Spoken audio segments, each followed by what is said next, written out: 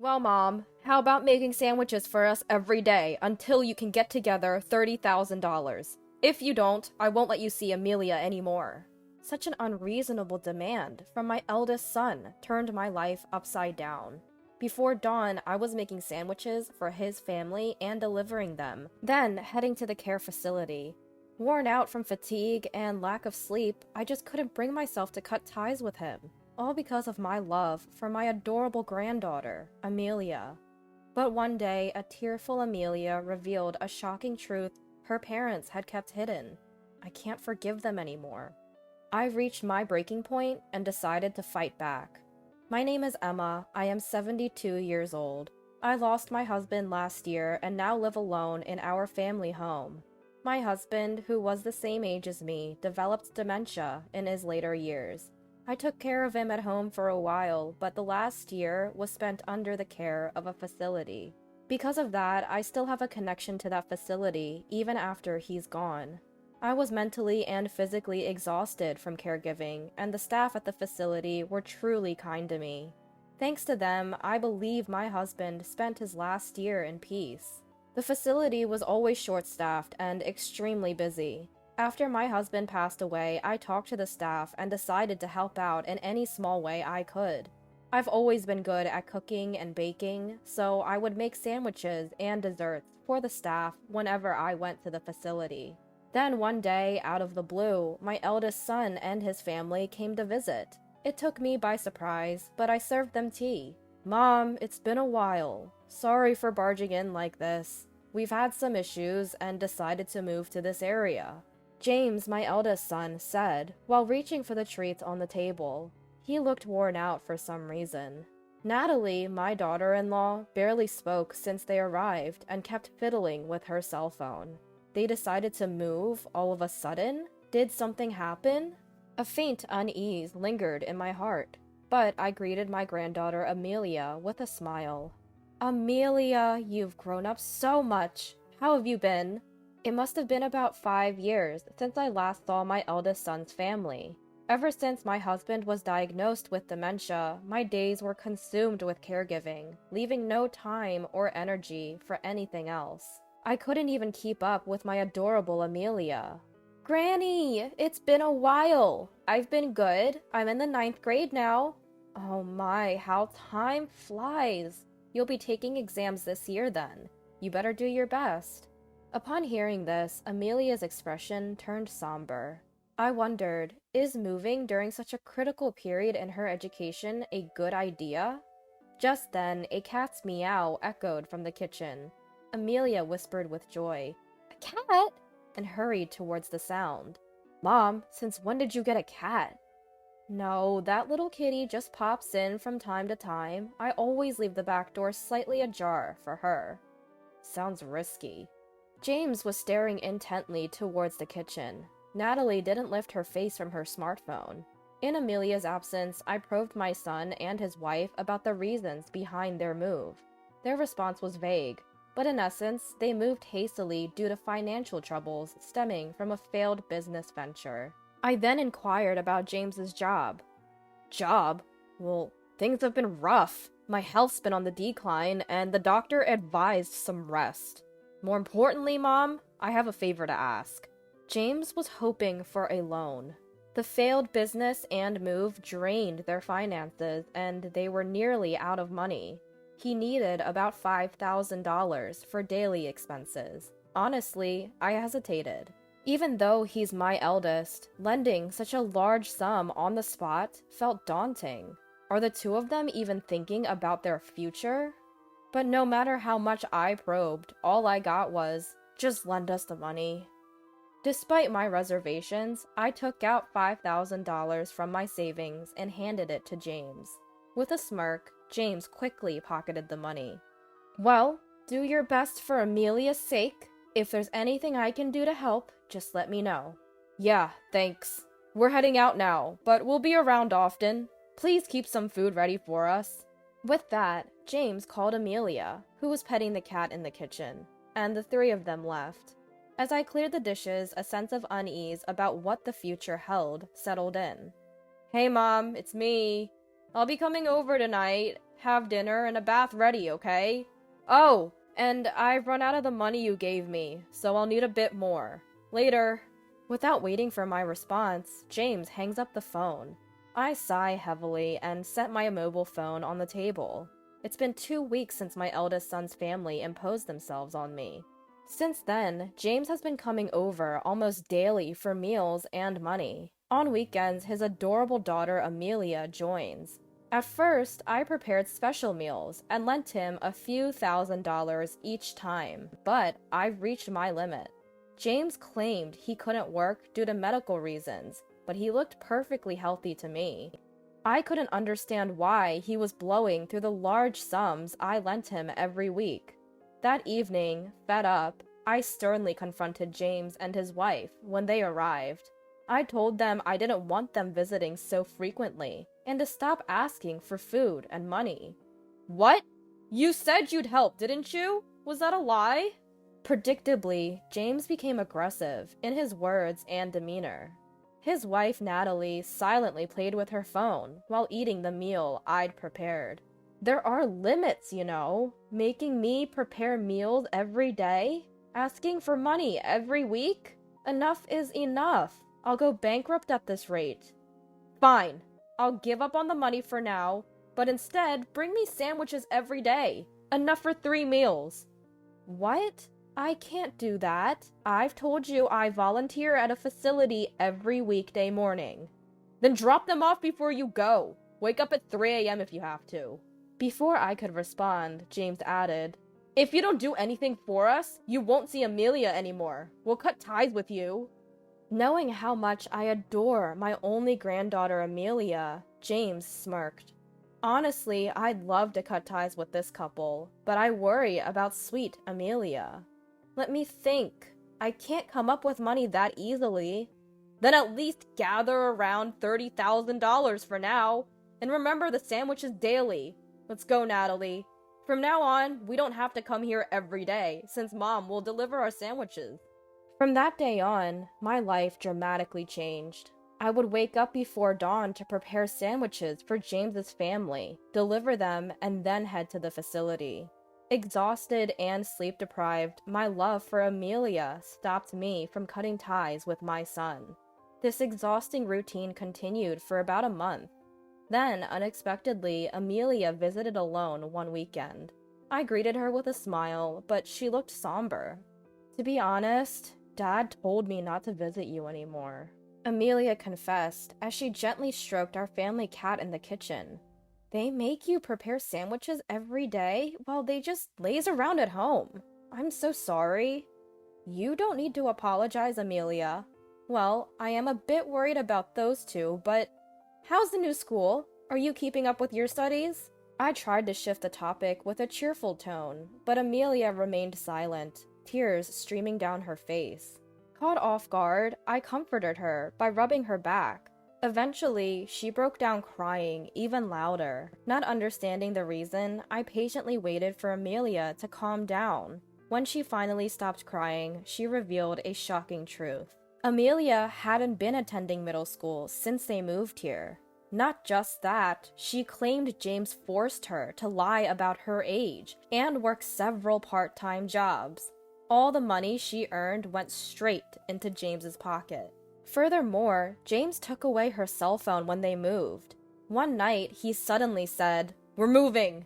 And she was forced onto a truck without even saying goodbye to her friends or teachers. James had forcefully made her promise not to tell me, her grandmother, about all this. I was dumbfounded by the shocking revelations pouring from Amelia's tear-filled eyes. It seemed as if they had moved, secretly, in the dead of night. What could have possibly happened to my eldest son and his wife? That's how it was. Amelia, you've been struggling all this time? I'm sorry I didn't notice earlier, but thank you for telling me. No, I should apologize. I didn't want to upset you. You know, I overheard Dad and Mom talking about you yesterday. They were planning to secretly take some sort of property deed from your place and then pretend you have dementia to place you in a facility. I just couldn't hold it in anymore. Unable to hold back, Amelia began to cry again. I hugged her tightly. No matter what, I couldn't forgive my eldest son anymore. Until now, I endured everything for dear Amelia's sake, but I've reached my breaking point. James is clearly an adult and a parent himself. He must face the consequences of his actions. I made up my mind silently. Amelia, you don't need to worry. Leave everything to me. Oh, by the way, where are you planning to take your school entrance exams? I smiled at Amelia, trying to encourage her. Amelia, her eyes red from crying, looked a little comforted. Well, I want to go to a place called Winchester Culinary School. With everything going on and lack of money, I might not even be able to apply. Oh, the Winchester Culinary School! I know it. It's a vocational school for cooking and baking, right? The person who founded it was in the same class as your grandfather and me. It's a good school. Really? That's amazing!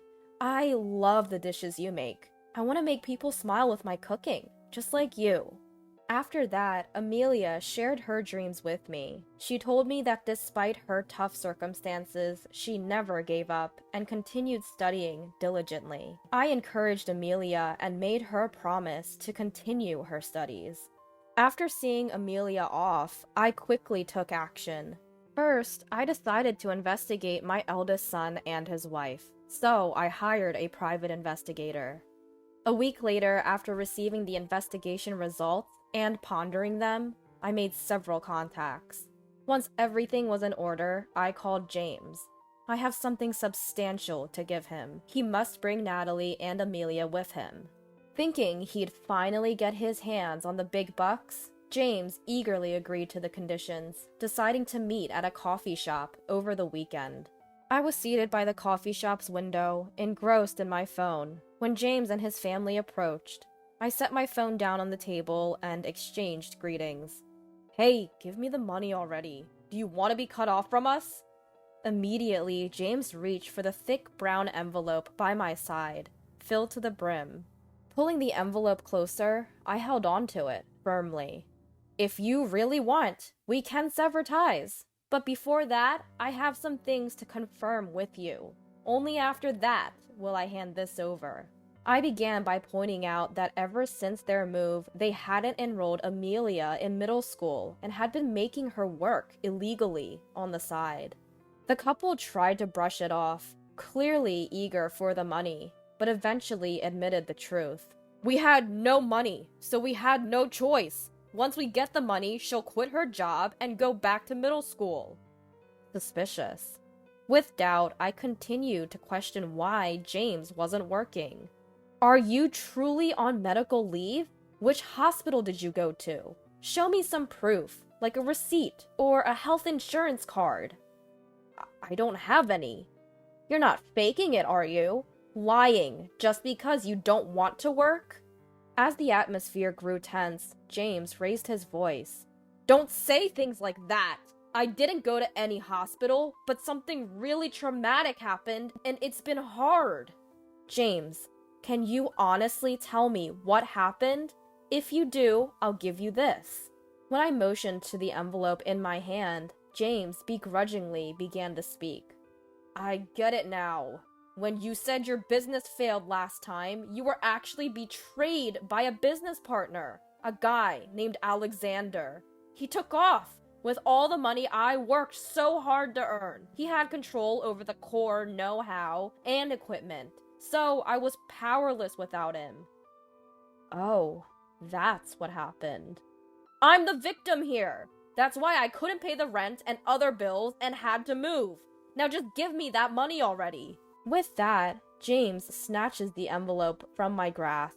However, when he quickly opens it, instead of a wad of cash, it's filled with a bunch of bills. James stares blankly at the bills scattered across the table. Why don't you just tell the truth for once? Feeling let down by my eldest son's persistence in lying, I reveal the facts I've gathered. As the business started to profit, he got deep into the sex industry, accumulating massive debt. To cover it, he deceived his business partner, took all the earnings, and even got involved with payday lenders. Then he moved away secretly in the middle of the night. Do you have any idea how hard it was for Amelia? She was thrown into chaos without understanding the reason. She couldn't even say goodbye to her friends and teachers. And you took away her phone? Do you understand how scared and hurt she felt? Whether James was listening or not, he desperately searches the bills, hoping to find money. Watching his pitiable state, I was utterly exasperated. James, hiding from payday lenders and business owners, had neither been working nor notifying the proper authorities of his whereabouts or processing school transfers for Amelia. His wife, Natalie, wasn't working either, so they had no income. It's clear they were counting on me from the beginning. No, I was planning to work once things settled down. What exactly did you do? All you've done is demand money and meals from me and force Amelia to work, right? Natalie is always on her phone, not working at all. Also, I know you've been sneaking into my house while I'm gone. That's breaking and entering. A serious crime, you know. I always leave the back door open for the neighborhood cats. Knowing this, James had been repeatedly breaking into my house whenever I was away. The day Amelia told me about James and Natalie, I remembered I had a pet camera I'd won in a raffle. I fetched it from the storage and set it up. Sure enough, the footage showed James sneaking in from the back door while I was away, rummaging through my cupboards. I've saved the footage on my mobile phone. So, after getting hold of the deeds to my house and land, you planned to make it seem like I'd lost my mind, put me in a facility, and then snatch everything away. You moved here with that intent from the beginning, didn't you? Shut up! You keep making me out to be a criminal. Just because you're my mother, you think you can make baseless accusations? I have a witness right here. Suddenly, an intimidating male voice sounded from behind. James, upon seeing the man, was shocked and jumped. What? Alexander? Why are you... Emma contacted me. I heard there was a discussion today, so I came from far away to participate. Good to see you, James. Looking well, I see. Saying so, Alexander took a seat next to James, effectively blocking his exit. It's my first time meeting him, but Alexander is quite an imposing middle-aged man. I'm surprised James dared to cross someone like him. James, return the money now. There are officers waiting outside. I filed a police report. Pay up or turn yourself in. Decide now.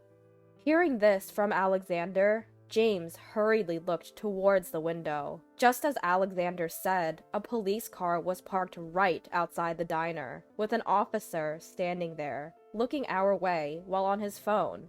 James looked shocked by the scene, his eyes wide as he instinctively moved back in his seat. Wait, Alexander, I was wrong. I'm truly sorry. I'll pay you back, I promise. I wasn't running away. I just needed a little more time. Just a bit longer, please. Maybe another 2 weeks? So you plan to sneak out in the middle of the night and move again. You think I'd trust the words of someone who's lied to me once? I'll ask one more time. Will you return the $30,000 you stole from me now, or will you go to the officer outside? Which is it? Finally, he'd be arrested. A tangible, profound fear overtook James, sweat forming on his brow. Trembling, James just stared at the table silently for a moment.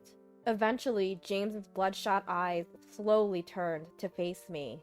Hey, Mom, are you okay with this? If I get arrested, Amelia will be the daughter of a criminal. Your meddling has ruined your sweet granddaughter's life. If you don't want that, give me the money. Alexander, I'm sorry to interrupt, but could I borrow your cell phone? Mine isn't working right now. I need to dial this number.